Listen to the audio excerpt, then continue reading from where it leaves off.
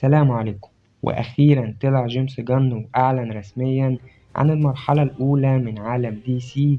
فخلينا نشوف مع بعض الأفلام والمسلسلات والأنيميشن اللي تم الإعلان عنهم واللي هينزلوا في الفترة اللي ما بين 2025 لحد 2028. بس طبعا قبل ما نبدأ الفيديو حابب أفكرك لو أنت لسه مش مشترك في القناة ياريت تنزل تشترك وتفعل جرس التنبيهات عشان يوصلك كل جديدنا. طبعا متنساش اللايك الجميل عشان ده فعلا بيساعد. كالعادة معاكم محمد وليد، ويلا بينا نشوف مع بعض أول شابتر من عالم دي سي تحت عنوان God and Monster.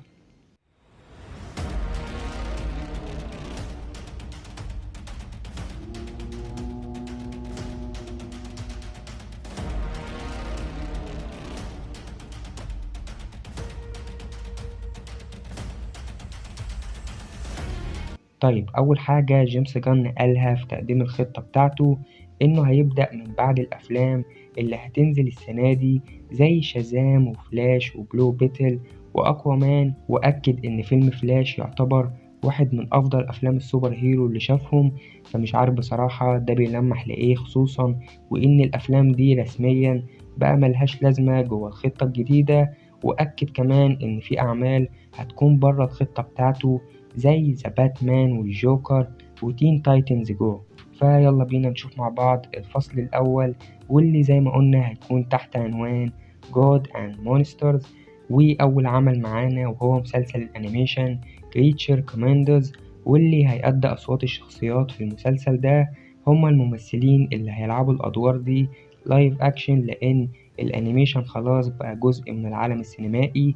وتاني عمل معانا وهو مسلسل أماندا وولر، واللي فيه فيولا ديفيس لسه مكملة في الدور بتاعها في المسلسل، واللي فيه هتتعاون مع أعضاء مسلسل بيس ميكر مرة تانية.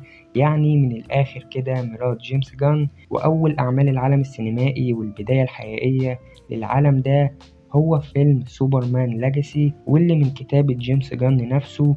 الفيلم هينزل يوم 11 يوليو 2025.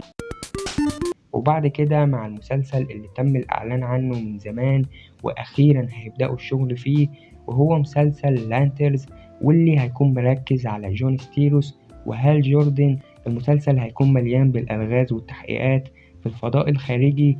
لسه محدش عارف ميعاد المسلسل، ولكنه أكيد هينزل على منصة HBO Max. وبعد كده معانا فيلم ذا اي سيورتي، وهو فريق أبطال خارقين بس بشكل مختلف عن الأبطال الخارقين اللي احنا نعرفهم. وبعد كده معانا مسلسل بارادايس لوست، وهو مسلسل بيتكلم عن جزيرة زماسكيرا مكان وندر وومن، واللي هتكون أحداثه قبل ولادة وندر وومن. والمسلسل هيكون شبه شوية مسلسل جيم اوف ثرونز. وبعد كده معانا فيلم باتمان الجديد، واللي هيكون اسمه بريف اند ذا بلاد، واللي هنشوف فيه روبن نسخة ديميان وين، وهو روبن جيمس جان المفضل. ولكن بالنسبة لباتمان لسه محدش عارف هل هيكون بين أفليك ولا هيستعينوا بممثل جديد. ولكن الفيلم ده هيكون بداية تقديم البات فاميلي جوه عالم دي سي يو. وبعد كده معانا مسلسل بوستر جولد، واللي هينزل على منصة HBO Max، واللي في الغالب هيلعب دوره كريس برات. وبعد كده معانا الضحك كله فيلم سوبر جيرل وومن اوف تومورو، واللي فيه سوبر جيرل لسه عايشة على كوكب كريبتون من بعد الدمار اللي حصل فيه، وهتطلع منه طبعا شخصية نسائية قوية. فيعني ده عمل فيمينيست قوي. ومع آخر عمل معانا وهو فيلم سوامب سينج، واللي هيكون بتون دارك شوية قريبة من أفلام الرعب. الفيلم لسه ما تحددش هينزل امتى لحد دلوقتي. وبس كده، ده كان جزء من الشابتر الأول لعالم دي سي يو. وبالنسبة لانطباعي عن الأعمال دي فبصراحة أنا مش متفائل ومش حاسس إن العالم ده هيكون بداية قوية لعالم دي سي. حاسسها بداية عشوائية جدا. وقريب في الفترة اللي جاية هشرح لكم ليه في فيديوهات هنشرح فيها نظريات عن الأعمال دي، وهل يا ترى هتكون عاملة ازاي. بس لحد دلوقتي ده رأيي على عالم جيمس جان.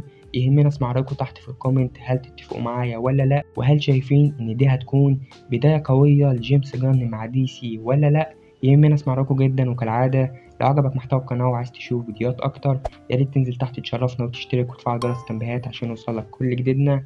طبعا متنساش اللايك الجميل لو الفيديو عجبك. كالعادة كان معاكم محمد وليد، أشوفكم آخر الله في الحلقات اللي جاية. سلام.